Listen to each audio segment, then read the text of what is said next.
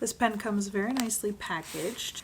You get some instructions. You get the pen itself and 2 extra tips, which is really nice, and then the charging cable. So there's actually no need to pair it with your device. It'll just work automatically once you turn it on, and you tap on the top twice to turn it on. Do you see that little light that came on? Tap it again, turn it off, tap it again, turn it on, and then it'll turn off automatically after 5 minutes of inactivity. So now I've got my iPad out. I haven't done anything to pair this. I just turned it on and it just automatically writes, which is really great. You don't even have to worry about pairing it, but it draws very smoothly. The reaction time is very nice. It's very smooth and easy to write with.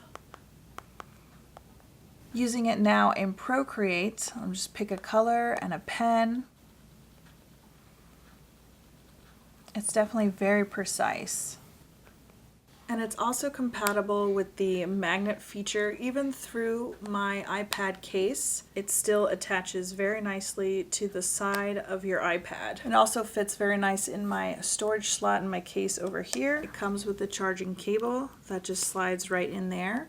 And then you can plug this into any USB plug to charge it. This pen is really great quality. I highly recommend this pen. It works really well.